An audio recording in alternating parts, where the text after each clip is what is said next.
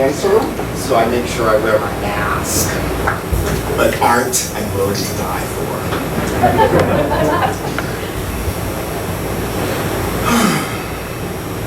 All the prophets and philosophers in their million-dollar homes say that anything you want, you can manifest by lighting a candle, writing words on a mirror, and burning a prayer in the middle of the night. So I'm standing in the mirror with blood dripping from my wrist where I just injected my last syringe of crystal meth and magic. And I'm glowing slightly. And I'm starting to feel the rush. And I'm starting to breathe heavily. And I'm homeless and staying in one of those held hotels on Skid Row downtown. And I'm the skinniest I have ever been. And there are gray, ashen lesions all over my face. And my shaved head is glistening with sweat. And my eyes have gone wild and glassy. And in 30 minutes, I will be writhing on the ground, leaking cum from my limp, shriveled, chastity-bound dick as I shove giant-sized, crystal-stained dildos into my cunt until it is sloppy and blistering and pushing out grease and toilet water prolapsed onto the carpet. And the room will smell of brokenness and lust. And then strangers dressed in leather and death and backwards baseball caps will start to show up one after the other, after the other, after the other, until Friday night is Tuesday morning. But right now, this very second, I can still think straight. And my hand is only barely trembling from the slam. And I'm holding a stick of MAC Power Pink lipstick. And I know that I don't want to be like this forever. And I know that I need to find the thing that I'm missing. And I know that on some level, someone who says they love themselves as much as I say I love myself would not be living and surviving like a rat on scraps downtown. All right.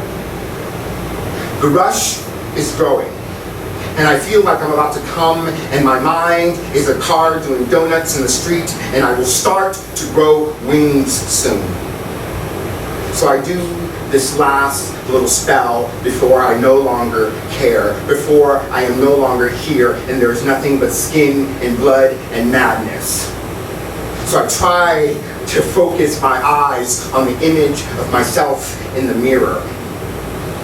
And my skin looks off-green and pallid, like the AIDS is finally catching up with me.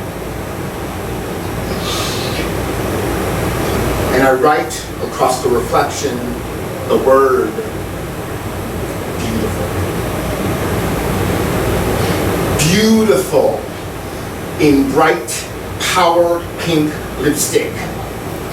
The last remaining fragments of my soul. I'm saying, and I'm whispering, and I'm looking at. Beautiful. So that on Tuesday morning, when the fun and the madness has gone, I can begin to work on seeing myself differently, clearly, whole. All the prophets and all the philosophers who sell love on the internet for $24.99 say that this is how you save yourself. And the whole vein of my arm has coagulated, and the cum has started to leak from my cock and mixed with the 3 red drops that have stained the hotel dirty linoleum floor. And my pussy is now too hungry to think straight. So, off to the rented bed we go. Now, 20 years later, I still get fucked by strangers at midnight. But there's no madness, and my body does not disentangle from my soul because she's not homeless anymore, and she's not broken anymore. No more slam dancing with death. My skin is clear and flawless. And, and my Beverly Hills dermatologist says that the lesions will never come back as long as I continue to take my pills. Okay. And I continue to take my pills. But now, my teeth have started to fall out. And again, I'm struggling with the word beautiful.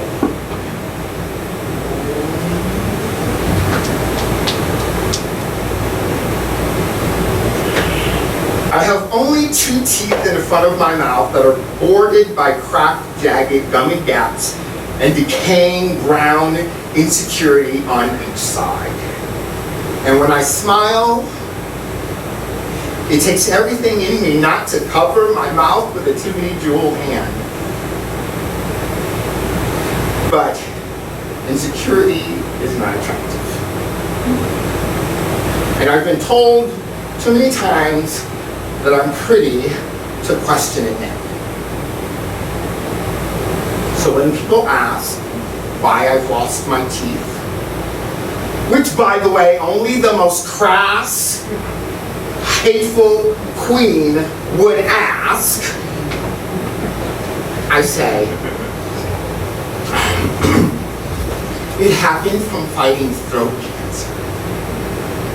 I make sure to mention chemo and round after round of radiation frying the insides of my mouth red and swollen shut, and I paint myself in pastel flowered patterns and a shawl worn high around my head like a Catholic Madonna.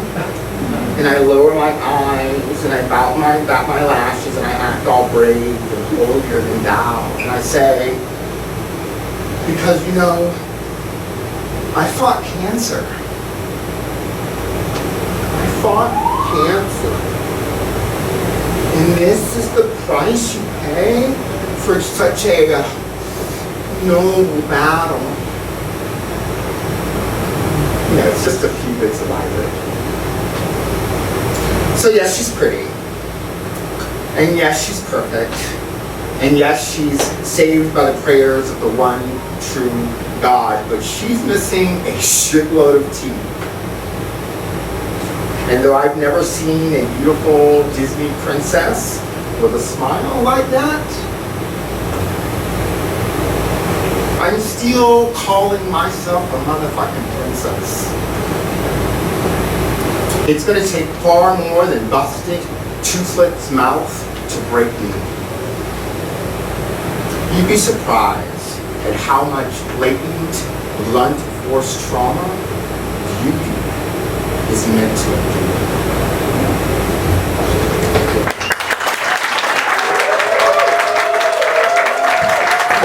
Saucier.